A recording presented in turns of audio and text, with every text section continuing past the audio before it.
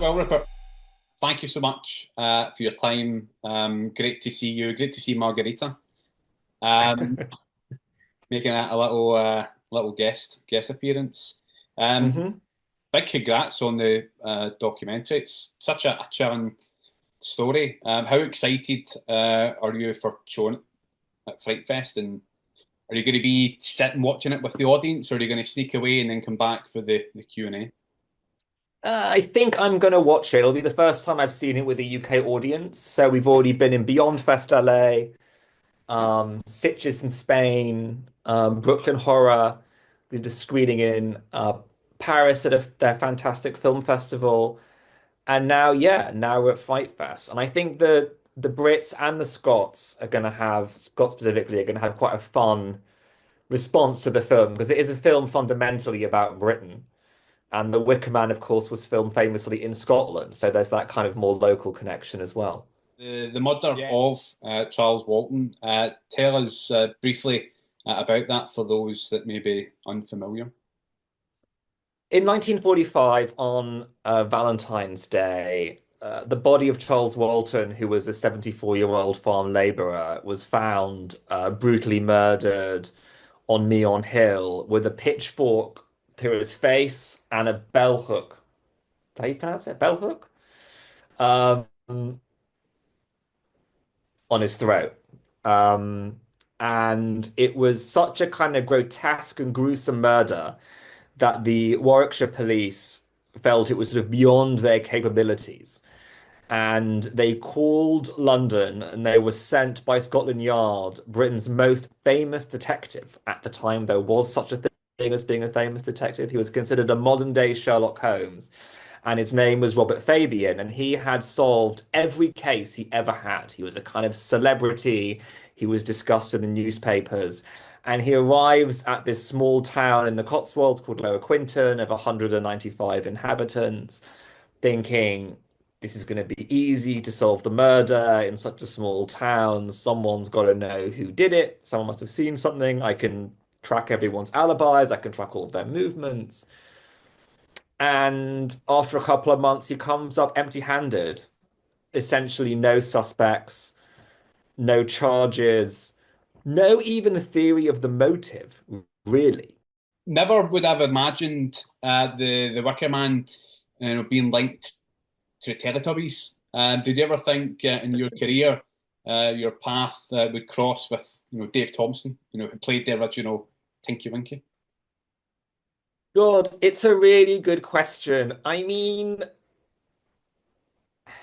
I don't think it's as weird as people think.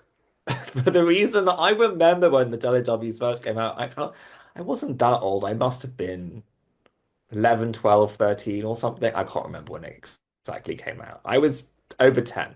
So I wasn't a kid when I saw it. And I thought it was weird.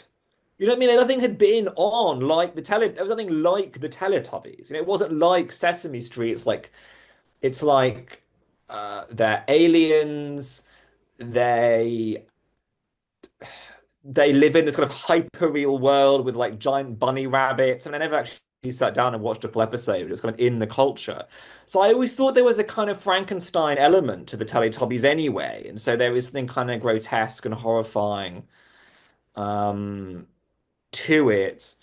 And then, yeah, the kind of coincidence that the Teletubbies was filmed right next to the site of the probably the last kind of, satanic murder of Britain, I think, Well, it says a lot about Britain, but I kind of left the audience to kind of figure out exactly how they want to put those two things together.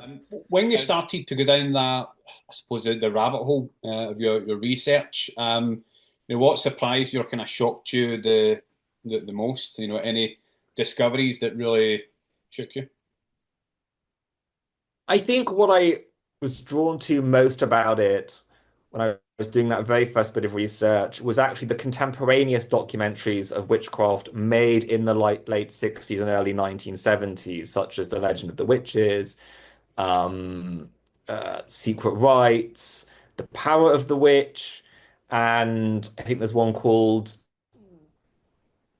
New Fashion, Old Religion, or Old Religion, New Fashion, some variation on that.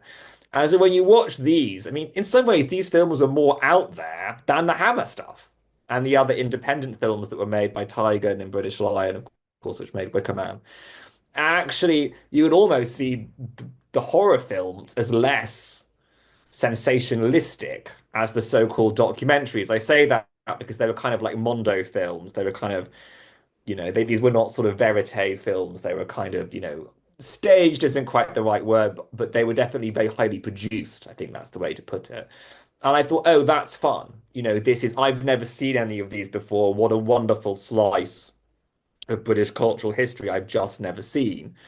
And then it was then that I could then realize that it could then pose the whole question of fact and fiction, which is really what the film focuses in on, the relationship between the two, how the two were feeding off each other, by simply intercutting. So the whole language of editing completely played into how I was the story itself. And so it was a great kind of match between form and content.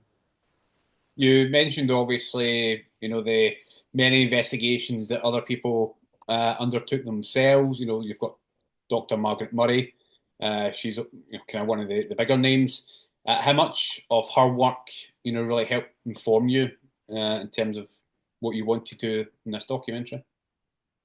Well, Margaret Murray is a kind of fascinating character, and she could have a whole documentary in her own right. She was a very pioneering woman in academia. She was one of the first sort of grand professors um, in archaeology, which was her original speciality. She went out to Egypt, had a whole career in that. And it was really almost in her retirement that she kind of got into this whole witchcraft malarkey and wrote a book about the witch cult of Europe. And as most people have tended to write, that the witch trials of the oldie days of the sort of late Middle Ages, early modern period, were you know, scapegoating for bad harvests, hysteria, political persecutions, and so forth. She said, no, actually, they were all real. These people were all witches. They were practicing a pagan religion that predates Christianity, but sort of lurks across Europe, hidden in villages, in cults of 13 members. And this gets picked up by Dennis Wheatley, the kind of great horror and thriller writer, who really picks up kind of details from her, especially things like Covens having 13 people, the idea of there being a horned god at the kind of the center of the cult, of details like that. Wheatley picks up and puts in The Devil Rides Out, which again becomes a Hammer film. So Murray had already kind of been influencing kind of popular culture and the whole genre of horror. And then in 1951, I think it is, she decides to go and do her own investigation into Lower Quinton. And she claims to be an artist. Not quite sure why that's what she picked, but she did. She claimed to be an artist and interviewed the townsfolk in disguise about the murder of Charles Walton, and then gave an interview to the Birmingham Post where she said that it just so happened that it aligned perfectly with her established theory that there was one of these ancient witch cults living in secret in the Cotswolds. What I found fantastic about it is the score.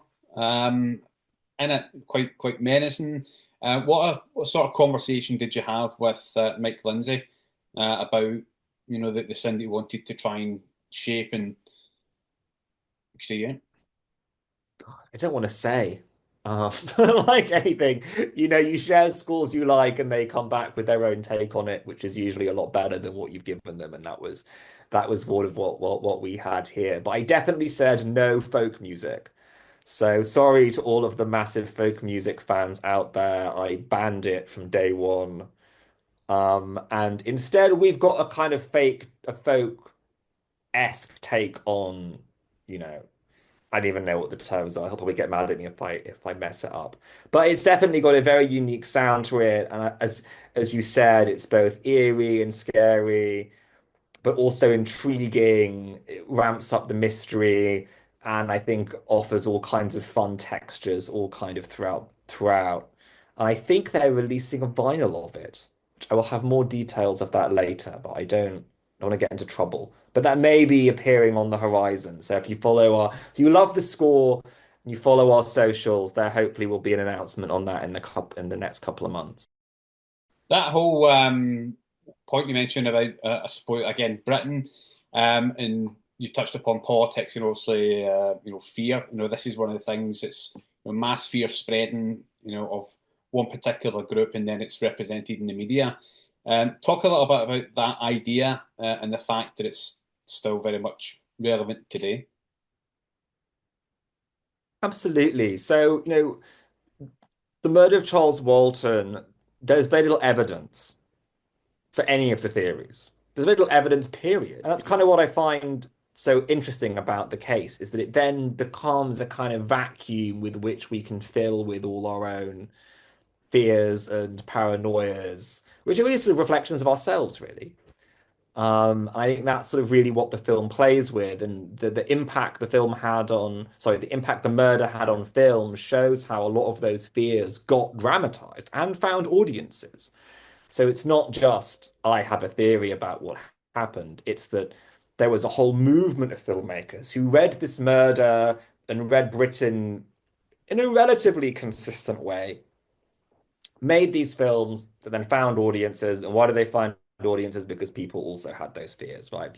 There's a mismatch along the way. It won't work. There wouldn't have been a kind of folk horror phenomenon as there was. I just one final question. What's your next project? What are you working on that you can tell us about? I can't say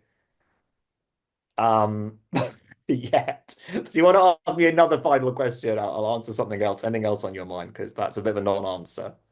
You think it's going to be something different, at least, to away from witchcraft?